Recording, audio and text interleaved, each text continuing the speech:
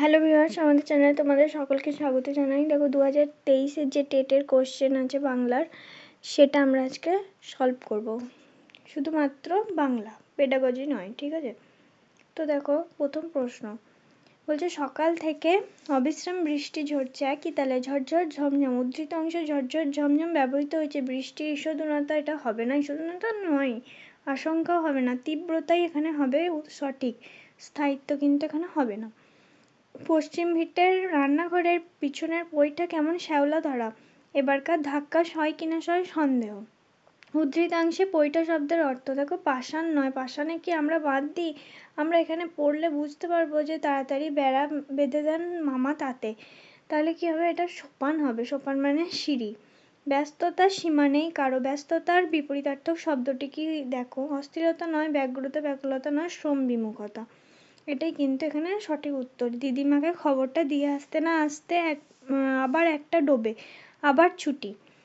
বাক্যটিতে গৌণকর্ম কোনটি? দেখো কর্ম কি? কর্ম হচ্ছে আমরা ক্রিয়াকে যখন কি দিয়ে উত্তর খুঁজতে যাই, প্রশ্ন করি, যে উত্তরটা পাই সেটা হচ্ছে কর্ম।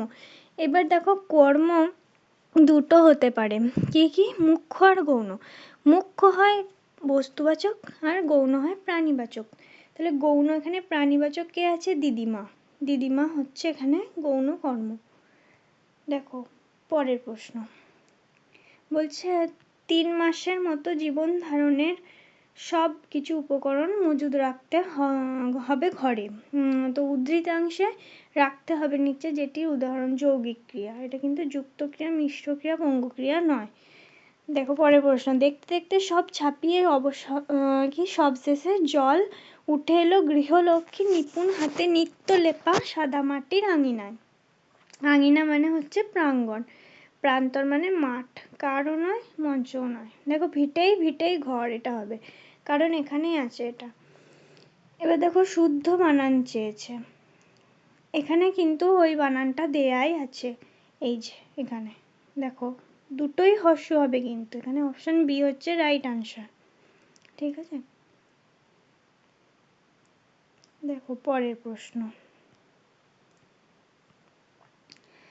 দেখো এখানে কি বলেছে, বলছে কথকের মা যে কলা গাছগুলিকে চিহ্নিত করেছেন সেগুলি যে কাজে লাগবে। দেখো এটা কিন্তু উত্তর হবে ভেলা বানাতে, অপশন সি।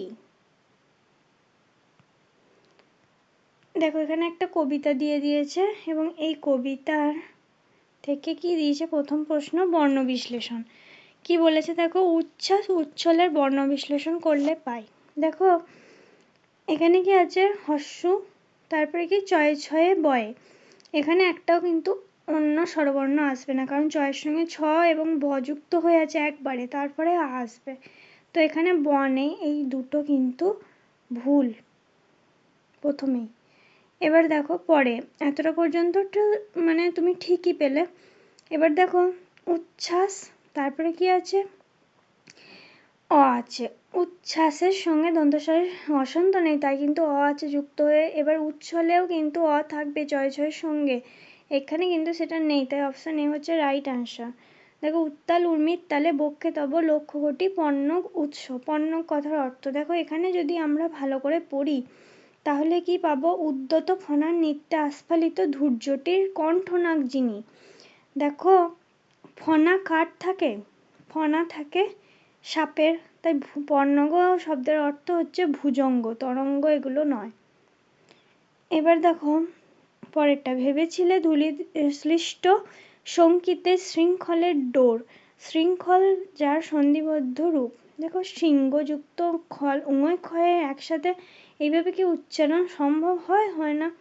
দুটোই উত্তরপদ এবং পরপদ, পূর্বপদ এবং উত্তরপদ দুটোই কিন্তু সঠিক হতে হয়, এটা কিন্তু নয়, এটা অপশন সি।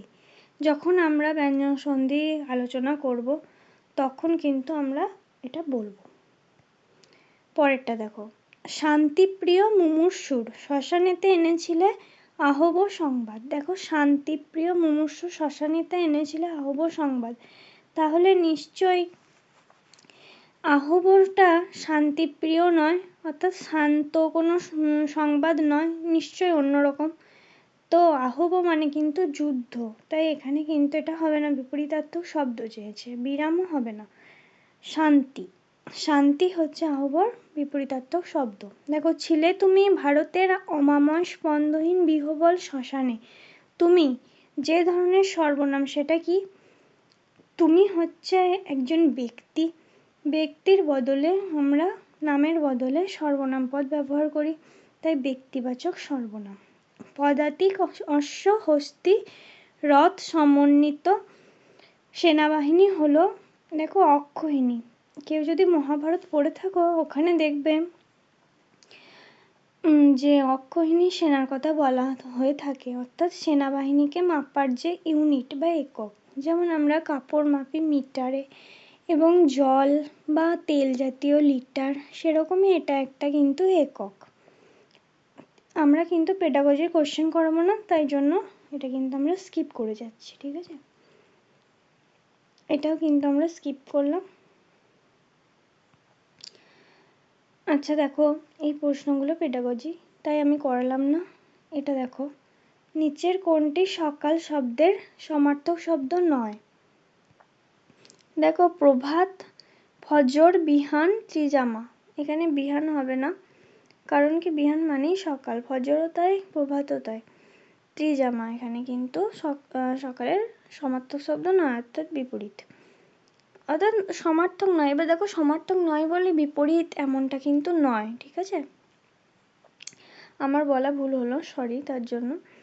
দেখো, পৃথিবী শব্দটির বর্ণ বিশ্লেষণ করলে শূন্যস্থানে যে বর্ণটি বসবে, দেখো পয়ে রি আছে, তাই এটা রি কার হবে? রিটা দেয়া থাকবে এখানে, কিন্তু এগুলো হবে না, এগুলো ভুল।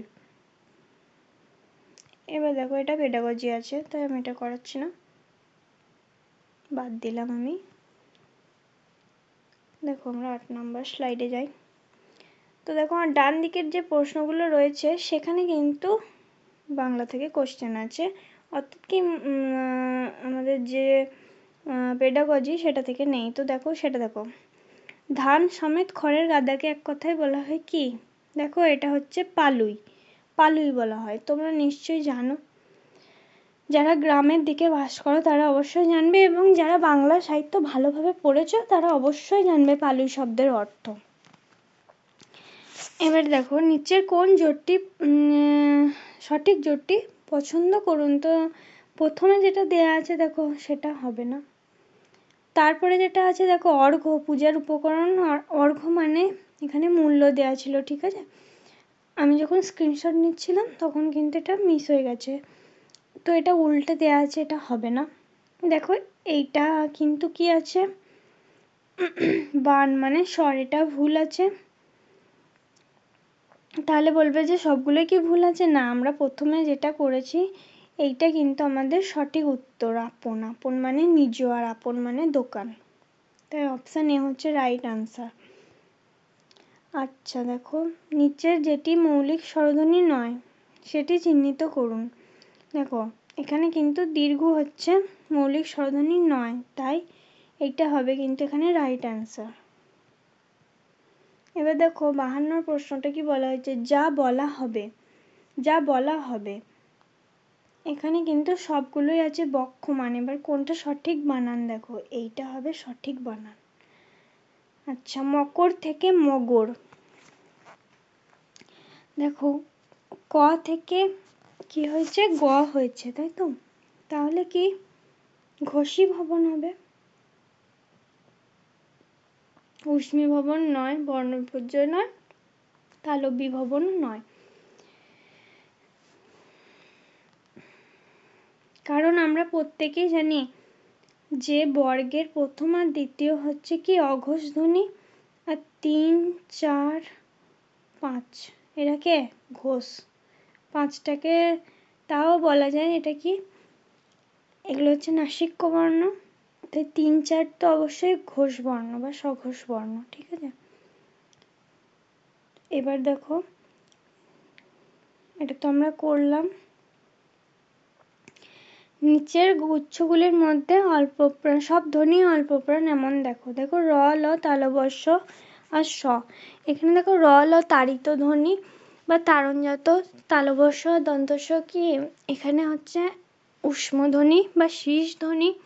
বিয়েরটা কি আছে দেখো ক ঘ চ বর্গীয় জ। দেখো এখানে সবগুলোই কিন্তু কি আছে আমাদের অল্প প্রাণ, শুধু ঘটাকে দিয়ে দিয়েছে ঘ মহাপ্রাণ, তাহলে এটা আমাদের হবে না। আর গ আর ছ ট আর ড, দেখো এখানে হবে না, ছ এখানে মহাপ্রাণ ধ্বনি, তাই হবে না এখানে। মহাপ্রাণ কোনগুলো? প্রথম বর্ণ, প্রথম 1 3 এরা কে? এরা হচ্ছে অল্প প্রাণ। আর 2 4 এরা কে? এরা হলো মহাপ্রাণ, তাই এটাও হবে না। দেখো ঝ ত, তারপরে কি আছে যাই থাকুক ঝ এখানে বর্গীয় জর পরে ঝ আছে, দেখো ঝ কিন্তু মহাপ্রাণ ধ্বনিটা, এটা হবে না। তাই দেখো এই প্রশ্নটা নিয়ে কনফিউশন আছে। কেউ কেউ বলছে অপশান এ হবে বাধ্য হয়ে, তার কারণ দেখো এখানে কিন্তু সঠিক উত্তর দেয়া নেই, তাহলে বাধ্য হয়ে মানুষ এটা করবে প্রত্যেকে। কিন্তু আমার মনে হয় এখানে প্রত্যেকটাই উত্তর ভুল দেয়া আছে, আমার নিজস্ব মত। কারণ এখানে র ল তালব্য দন্তস্ব এরা কি বর্গের মধ্যে পড়ছে? দেখো পড়ছে না, 5টা বর্গ আমাদের আছে। এবার এদের আলাদা আলাদা নামও আছে এইসব ধ্বনিগুলোর, তো এই প্রশ্নটা নিয়ে কনফিউশন আছে। যারা যারা করেছো তারা কিন্তু এটা নাম্বার পেয়ে যাবে অবশ্যই, আশা করছি। তো ভিউয়ার্স আজকের মতো এই পর্যন্তই। যদি ভিডিওটা ভালো লেগে থাকে অবশ্যই লাইক শেয়ার এবং কমেন্ট করে জানাবে, আর চ্যানেলটিকে অবশ্যই সাবস্ক্রাইব করে দেবে। Thanks for watching.